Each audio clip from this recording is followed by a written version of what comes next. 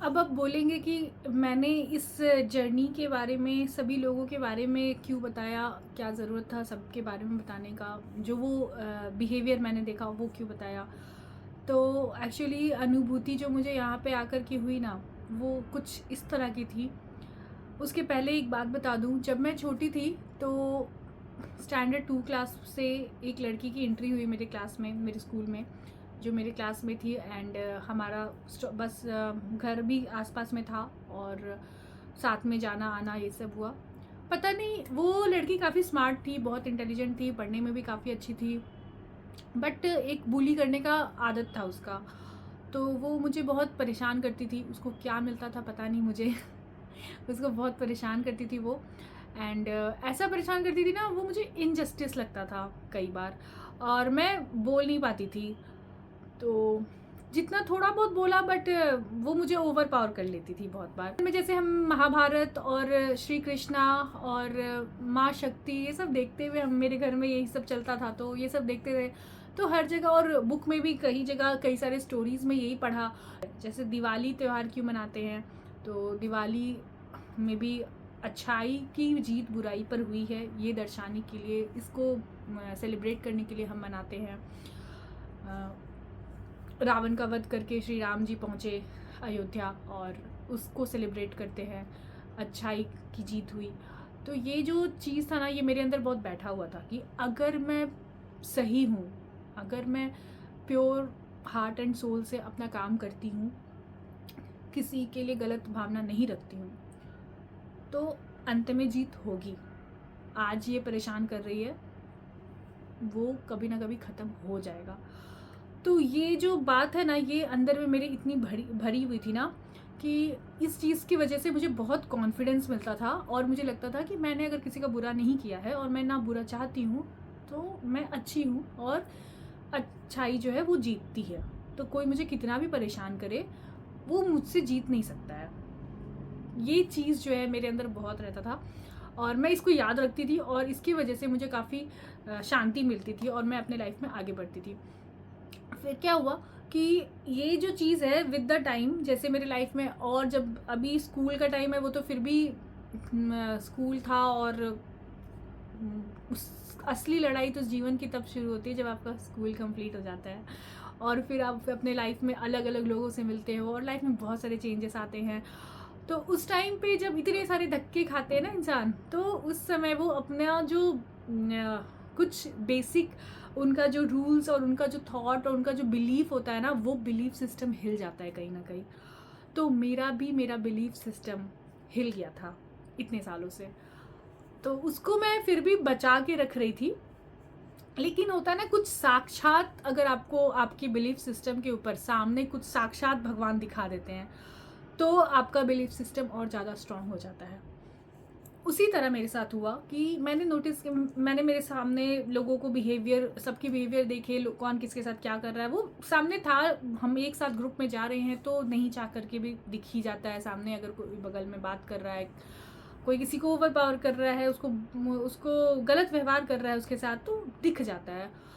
तो फिर जो लोग जितना परेशान कर रहे थे ना, जिनको, तो ये जिन्होंने परेशान किया था, इनको इतनी हर्डल्स आए हैं ना उस रास्ते में, उस जर्नी में।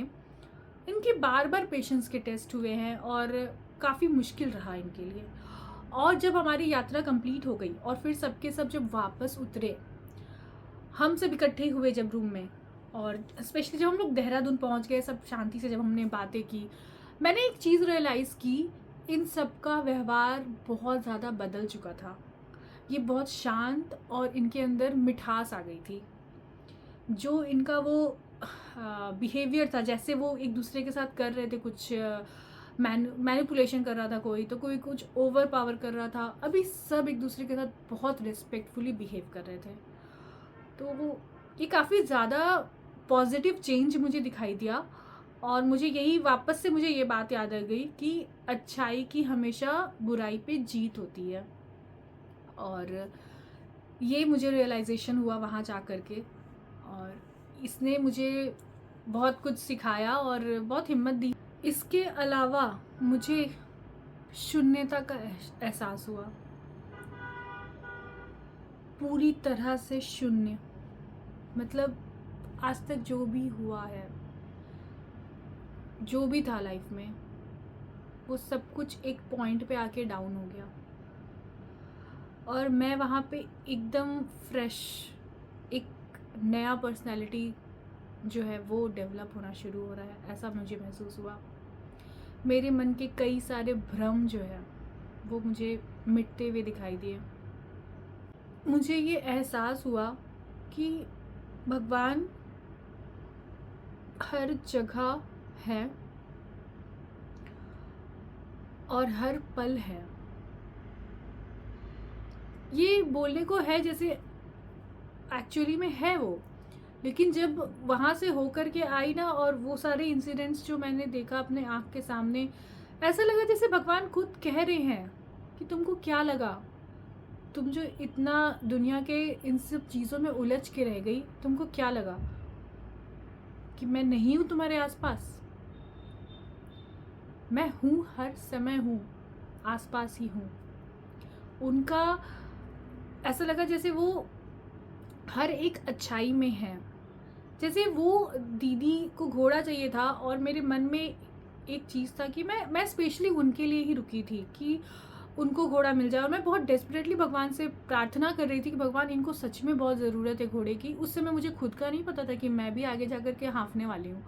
तो मैंने बहुत प्रार्थना भी की थी कि भगवान प्लीज़ मिल जाए इनको घोड़ा, सही रेट में मिल जाए, तो कि इनका हो जाए, फिर मैं भी आगे आगे बढ़ूँगी। एंड भगवान को पता था कि मुझे भी घोड़े की ज़रूरत है और मैं उनके लिए रुकी थी। एंड उनको जो घोड़ा मिला वो जोड़ी में मिला और फिर हम दोनों का काम हो गया। तो ये उनकी ही लीला थी। मतलब जो हम नहीं जानते हैं कि हमारे साथ आगे क्या होगा, ये तो आप हर जगह ही सुनते हो ये चीज़ कि जब कुछ नहीं मिल रहा होता है तो वो भी भगवान की ही लीला होती है कि वो जानते हैं कि आपको इससे बेटर मिलने वाला है या वो चीज़ आपके लिए उस समय सही नहीं है, वो आपको बाद में अगर मिले तो वो बाद में सही है। It's all about the divine timing and all wait is worth it. जितना भी आप इंतज़ार कर रहे हो, अगर कोई बहुत अच्छी चीज़ है उसके लिए इंतज़ार कर रहे हो, तो आप अपना कर्म भी कर रहे हो लेकिन फिर भी नहीं हो रहा है, तो ये जो इंतज़ार आपसे करवाया जा रहा है ये किसी ना किसी कारण से ही कराया जा रहा है और इसके अंत में अच्छा ही लिखा है। उसके बाद हम सभी देहरादून आ गए थे और देहरादून में मैं आते के साथ आराम करने लगी क्योंकि बहुत थकी हुई थी। और मैंने देखा कि सभी लोग बहुत सारे सभी के सभी काफ़ी ज़्यादा बातें कर रहे हैं एंड किसी कोई रेस्ट नहीं कर रहा है। तो मुझे काफ़ी स्ट्रेंज लगा, मुझे लगा भाई मेरे अंदर ही सबसे ज़्यादा थकान है क्या। तो एक्चुअली बात क्या थी कि मुझे जो सुकून वहाँ पे महसूस हुआ है ना, वो सुकून जो है ऐसे में मुझे ये रिकॉर्ड इसलिए करना ज़रूरी लगा कि मैं अपनी अनुभूति शेयर कर पाऊँ और इसको महसूस जो करना चाहते हैं वो महसूस करें। मैं सच बताऊँ तो मैं अभी भी उस वातावरण को महसूस कर पाती हूँ। वहाँ की जो ठंडी ठंडी हवा, वो ऊंचे ऊंचे पहाड़, उसके ऊपर बर्फ़, वो अद्भुत सी शीतलता और शांति, वो फ्रेश एयर, इतना साफ़ सुथरा जो हमें हमारे सिटी में तो मिलता नहीं है। और एक अजीब सा सुकून होता है वहाँ पे, इन पहाड़ों पे और इतने दिव्य स्थलों पे बहुत अजीब सा सुकून होता है जो आपको आपके अंदर गहराई में लेके जाता है। वहाँ जाना ही एक अपने आप में बहुत बड़ी मेडिटेशन है। मैं ये बोलना चाहूँगी ना कि जब भी आप ऐसे किसी बड़े तीर्थ स्थल पे जाते हो, वहाँ पे जैसे उस वातावरण को ना महसूस जितना ज़्यादा कर सकते हो उतना ज़्यादा महसूस करो। आप जिन लोगों के साथ भी जा रहे हो उनके साथ आपकी बातें तो बाद में भी होते रहेंगी, बातें उतनी ही हो जितने में आपका वो सुकून जो है, जो आप महसूस कर पा रहे हो, जो आप अपना कनेक्शन फील कर पा रहे हो, वो डिस्टर्ब नहीं हो, उतना ही बातें करना सही है। और उस पूरे वातावरण को अपने अंदर ढालो, समझो, वो आपके अंदर गहराई से बस जाएगा। वो जो सुकून देगा ना, मुझे लगता है कि वो आने वाले कितने कितने समय के लिए वो आपको ना इतना मजबूत और इतना ताकतवर बना देता है, और आपके माइंड की जो क्लैरिटी है उसको बढ़ा देता है। मतलब वो बहुत बड़ा मेडिसिन है आपके लाइफ में चल रहे उथल पुथल का, बहुत बड़ा मेडिसिन है।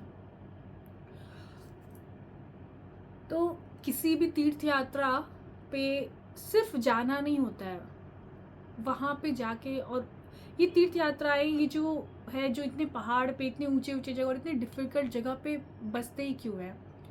वो इसीलिए बसते हैं कि आप जब वहाँ जाओगे ना तो आपको बाकी कुछ तो याद नहीं रहेगा, क्या परेशानी है। और जब वहाँ पे आप उतने मुश्किलों को पार करके जब आप उस जगह पे पहुँच जाओगे तो भी आपको लगेगा कि जो सुकून महसूस होगा ना, वो सुकून आपको अंदर से बहुत मजबूत बना देगा, आपके सोचने का तरीका ही बदल देगा। आप जो वो इंसान जाने के पहले थे, अब आप वो वहाँ से आने के बाद सेम इंसान नहीं रहोगे। ये सच है, मेरे साथ कुछ ऐसा ही मुझे लगा। एक और बात, मैंने इतने लोगों को ऑब्ज़र्व किया और मेरी गट फीलिंग ने कुछ कुछ मुझे समझाया, दिखाया, और फिर वहाँ पे जब रिटर्न होने के बाद जो मैंने देखा, तो एक लास्ट पॉइंट जो मेरे मन में रह गया था वो ये था कि मैं दूसरों को कहीं जज तो नहीं कर रही हूँ, कहीं मैं ही गलत तो नहीं हूँ। लेकिन कभी कभी कुछ चीज़ें आपके सामने होती है कि आप नहीं चाह करके भी आपको पता रहता है कि भाई आप भले उसमें इन्वॉल्व्ड नहीं हो, बट दूर से आपको देख के पता चलता है कि कौन गलत कर रहा है, कौन सही कर रहा है। तो कुछ चीज़ें ऐसी क्लियरली हो जाती हैं जो आपको पता चलता है। फिर भी मन में एक डाउट था कि कहीं मैं ओवर जज तो नहीं कर रही हूँ।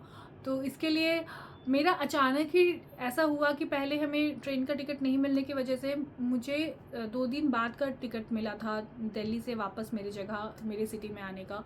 एंड फिर क्या हुआ कि हमारी हालत बहुत थकान थी, तो वो 2 दिन का हमने पहले सोच रखा था कि हम और भी आसपास की जगह को घूमेंगे, लेकिन मेरी बॉडी और सभी के हालत बहुत थकान से भरी हुई थी।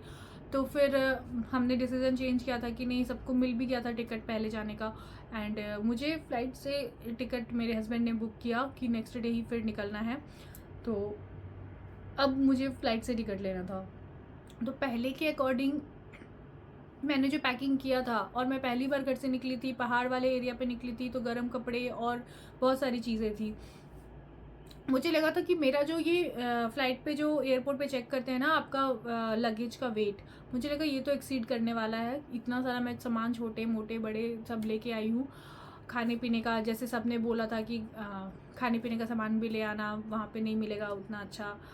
तो हाँ, खाने पीने का तो मिल जाता है, ऐसे कोई दिक्कत नहीं है। तो जो भी है, मुझे ऐसा लगा था कि मेरा सामान जो है वो वेट एक्सीड कर जाएगा। तो मैंने मन में सोचा कि चलो, अगर मैं गलत ऑब्ज़र्व कर रही हूँ और जो मैंने सीख ली है वो मेरी अगर सीख गलत मैं समझ रही हूँ, तो भाई मेरा वेट तो बढ़ना है और मेरे तो लगेंगे पैसे अभी एयरपोर्ट पे। एंड ये मैंने सोचा कि अब यहाँ पे मेरी आखिरी टेस्ट है कि मैं सही सोच रही हूँ कि नहीं। मेरा जो ये ऑब्जर्वेशन है और इससे जो मुझे सीख मिली है, मैंने सही सीख पकड़ी है कि नहीं। तो ये मुझे अपने यहाँ टेस्ट लगा। और जब मैं एयरपोर्ट पे गई एंड मेरा लगेज चेक हुआ, तो वो काफ़ी कम निकला जो आपका लिमिट होता है उससे। तो मेरे कोई एक्स्ट्रा पैसे नहीं लगे और मुझे बहुत रिलैक्स और सुकून फील हुआ। मुझे लगा चलो, मतलब ये सिखाना था भगवान को, मुझे ये सब कुछ दिखाना था, लोगों को व्यवहार दिखाना था। जो भी मैंने बचपन से मेरी जो भी जर्नी रही है, एंड उसमें जो मुझे एक बात हमेशा याद रहती थी कि बुराई पर अच्छाई की जीत होती है। ये जो जीत है, ये जो बात है, ये मुझे हमेशा याद रहती थी, और जिसको मैं बहुत टाइम तक भूल गई थी और मैं भटकने लगी थी कई सारी चीज़ों में। तो और मुझे दिखता था जैसे जो गलत कर रहे हैं वो बड़े आगे बढ़ रहे हैं, बहुत अच्छे से आगे बढ़ रहे हैं, बट वो एंड नहीं है। मैं बता रही हूँ, वो एंड नहीं है। अगर कोई गलत कर रहा है और फिर भी वो अच्छा मिल रहा है ना उसको, अभी रिजल्ट का टाइम आया ही नहीं है। जब रिजल्ट का टाइम आएगा तो वही होगा, अच्छाई की जीत होगी बुराई पे। अच्छाई हमेशा जीतती है। तो ये चीज़ मुझे भगवान ने फिर से याद दिला दी और फिर मैं आराम से घर आ गई। और जब मैं एयरपोर्ट से बाहर निकली तो एक बड़ी ही प्यारी सी चीज़ हुई। एक अंकल थे जो सिक्योरिटी पे चेकिंग कर रहे थे एंड वो मुझे बताए, जैसे उन्होंने मैं बहुत थकी हुई थी, मेरे चेहरे से पता चला था मैं थकी हुई हूँ, तो उनको पता नहीं क्यों उनको लगा कि इसको मिल जाए गाड़ी, ऐसा उनका जेस्चर था। तो मैं कैब का वेट कर रही थी और कैब जैसे आया वैसे मैं बैठी, तो उन्होंने देखा तो उनको एक रिलैक्सेशन मैंने उनके फेस पे देखा कि चलो इसको मिल गया, ये इनका कैब आ गया। तो फिर उन्होंने स्माइल किया, तो मैंने भी उनको स्माइल किया और मैंने ऐसे थैंक यू किया, क्योंकि मुझे समझ में आ रहा था कि ही वॉज केयरिंग कि हाँ मिल जाए ये। उन्होंने देखा था कि ये बहुत थकी हालत में दिख रही है तो उसको मिल जाए, वो मुझे वो फील हुआ उनके जेस्चर में। तो एक स्ट्रेंजर का इतना अच्छा जेस्चर देखने को मिला, उससे भी ऐसा एहसास होता है कि भगवान किस किस रूप में हमारे सामने आ जाते हैं। कभी कभी पॉजिटिविटी किस तरह से आती है अनजाने लोगों के थ्रू से भी। तो यही था, वो एंडिंग भी बहुत अच्छी थी, घर आ गई आराम से और भगवान का बहुत बहुत बहुत थैंक यू। और भगवान फिर से बुलाए मुझे। आई थिंक मेरी जर्नी का जो ये क्रक्स था, केदारनाथ यात्रा की जर्नी का जो मुझे सीख मिला कि अच्छाई की सदैव जीत होती है बुराई पर, ये मैंने सिखाया। मेरे इस जर्नी ने यही मुझे याद दिलाया, तो वो मैं आपको शेयर करना चाहती थी। और दूसरा ये कि जो ये सुकून है ना, वो इटर्नल है, वो मतलब आप ज़रूर जाना। आई होप नहीं, आई विश कि भगवान आपको केदारनाथ की यात्रा बहुत अच्छे से कराए, जल्दी कराए, और आप भी उस सुकून को महसूस करो जिस सुकून को मैं महसूस कर रही हूँ। और thank you so much for watching my video and wish you all the very best for your life. And फिर मिलती हूँ, and don't forget to subscribe my channel.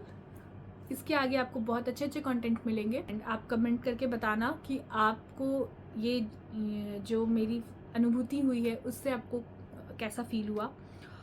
और अगर आपको आगे किसी टाइप का सर्टेन टाइप का वीडियो या कोई आपको क्वेश्चन है आपके मन में जिसका आपको आंसर चाहिए, तो वो आप क्वेश्चन मुझे बता सकते हो। मैं कोशिश करूँगी कि उसका आंसर आपको जल्द से जल्द दे सकूँ। और like, share and subscribe and always know and value your inner light. So जय Shri Kedarnath, thank you so much. हर हर महादेव, जय शिव शक्ति।